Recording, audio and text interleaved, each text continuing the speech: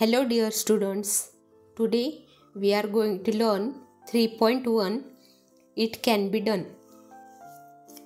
So dear students, आज आपण 3.1 It can be done या कवितेचा अभ्यास करणार आहोत. चला तर मग आपण आता सुरू करूया. The man who misses all the fun is he who says it can't be done. In solemn pride he stands aloof and greets each venture with reproof. Had he the power he'd face the history of the human race. We'd have no radio, no motor cars, no street light by electric stars, no telegraph, no telephone. We'd linger in the age of stone. The world would sleep if things were run by men who say it can't be done. So, dear students, the man who misses all the fun is he who says it can't be done. म्हणजे जी व्यक्ती नेहमी म्हणत असते की हे होऊ शकत नाही, ते होऊ शकत नाही, हे माझ्याकडून होणार नाही किंवा मला जमणार नाही, आणि ती व्यक्ती एखादी गोष्ट करून पाहण्याचा प्रयत्नसुद्धा करून पाहत नाही, त्या व्यक्तीला ते काम करण्यात जो आनंद मिळणार असतो तो आनंद मिळत नाही. त्या व्यक्तीला ती व्यक्ती त्या कामातला पूर्ण आनंद गमावते. मिसेस म्हणजे काय तर गमावते, म्हणजे त्या व्यक्तीला त्या गोष्टीतला आनंद मिळत नाही. In solemn pride he stands aloof. तर अलूफ म्हणजे काय? Separately without getting involved in anything. So in solemn pride he stands aloof and greets each venture with reproof. तर पहा, अलूफ म्हणजे काय? तर separately without getting involved in anything, म्हणजे एखादी व्यक्ती एकटी राहते आणि त्या काही गोष्टींमध्ये इन्वॉल्व होत नाही. तसेच व्हेंचर म्हणजे ॲडव्हेंचर किंवा डेंजरस रिस्की टास्क. रिप्रूफ म्हणजे क्रिटिसिझम, निगेटिव्ह कमेंट्स. एखादी व्यक्ती नेहमी निगेटिव्ह कमेंट्स पास करत असते. तर ज्या व्यक्तीला गर्व असतो, सोलेम प्राईड म्हणजे काय तर गर्व असतो, आणि त्या गर्वापायी ती व्यक्ती कशातच भाग घेत नाही, कशातच इन्वॉल्व होत नाही आणि फक्त निगेटिव्ह बोलत राहते, नकारात्मक ती व्यक्ती त्या गोष्टींबद्दल बोलत राहते. तर अशी आळशी व्यक्ती त्या गोष्टीतला पूर्णपणे आनंद गमावते. त्या गोष्टीतला आनंद त्या व्यक्तीला मिळत नाही. Had he the power he'd efface the history of the human race. तर इफेस म्हणजे काय तर वाईप आउट किंवा रिमूव्ह म्हणजे काढून टाकणे किंवा पुसून टाकणे. तर पहा, पूर्वीच्या काळी आपण आदिमानव होतो. या चित्रात पहा दिलेलं आहे, या चित्रात दिलेलं आहे की आपण आदिमानव होतो. ठीक आहे. तर आपण आधी कच्चे कंदमुळं खायचो, त्यानंतर आग कशी पेटवायची ते शिकलो, आणि त्या आगीवर अन्न कसं भाजायचं ते शिकलो. त्यानंतर विविध दगडापासून विविध हत्यारं आणि अवजारं तयार करायचं शिकलो स्टोन एजमध्ये, म्हणजे अश्मयुगात. तुम्ही हे वाचलं असेल हिस्ट्रीमध्ये. तर त्यानंतर चाकाचा शोध लागला आणि मग नंतर हळूहळू अनेक शोध लागले, आणि आज पहा आपली किती प्रगती झालेली आहे.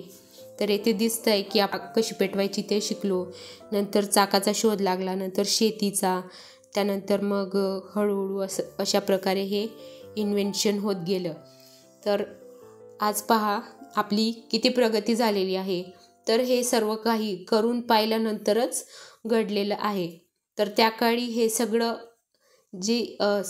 ही सगळी पॉवर जर अशा आळशी माणसांच्या हातात असते, जे नेहमी म्हणतात की हे होऊ शकत नाही, तर आज त्यांनी आपला इतिहास, आपल्या ह्युमन रेसचा इतिहास पुसून टाकला असता.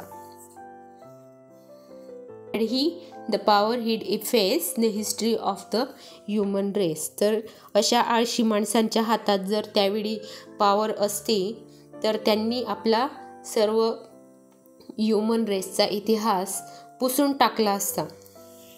We'd have no radio or motor cars, no street lights by electric stars. तर मग आज आपल्याकडे रेडिओ नसते, आपल्याकडे मोटर कार नसत्या, रस्त्यावरची लाईट नसती. तर अशा प्रकारे बरेच इन्व्हेन्शन्स, बरेच शोध लागले नसते जर अशा आळशी माणसांच्या हातामध्ये पॉवर असती तर. No telegraph, not telephone, we'd linger in the age of stone. तर आपल्याकडे टेलिग्राफ नसता, टेलिफोन नसता आणि आजही आपण अश्मयुगातल्या त्या आदिमानवसारखंच जगत राहिलो असतो. The world would sleep if things were run by men who say it can't be done. आजही जग हे झोपलेलं राहिलं असतं जर ते अशा माणसांकडून चालवलं गेलं असतं जे नेहमी म्हणतात की इट कांट बी डन, हे होऊ शकत नाही, ते होऊ शकत नाही. काही नवीन गोष्टी घडल्या नसत्या, नवीन शोध लागले नसते, नवीन नवीन इन्व्हेन्शन झाले नसते आणि आपली प्रगतीसुद्धा झाली नसती. आजही आपण अश्मयुगातल्या त्या आदिमानवासारखंच जगत राहिलो असतो. सो डिअर स्टुडंट्स, तर ही कविता तुम्हाला, ही पोएम तुम्हाला अतिशय चांगल्या प्रकारे समजली असेल. तर आता आपण प्रश्न उत्तरांचा अभ्यास करूया. First question is answer the following questions in one sentence each. तर आता पुढील प्रश्नांची आपल्याला एका वाक्यात उत्तरे द्यायची आहेत. ए.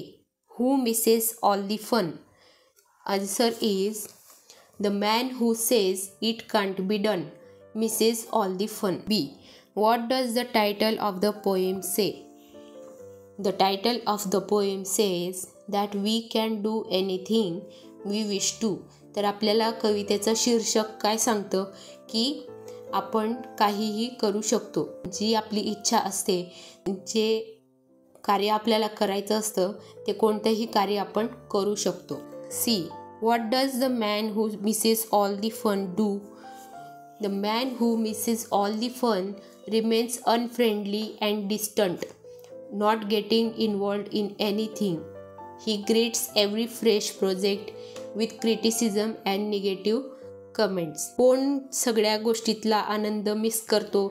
तर जो व्यक्ती म्हणत असतो की हे होऊ शकत नाही, ते होऊ शकत नाही, तो कशातही इन्वॉल्व होत नाही, कशात भाग घेत नाही आणि प्रत्येक गोष्टीबद्दल निगेटिव्ह बोलत असतो, त्या गोष्टीला क्रिटिसाइज करत असतो, तर अशा व्यक्तीला त्या गोष्टीतला आनंद मिळत नाही.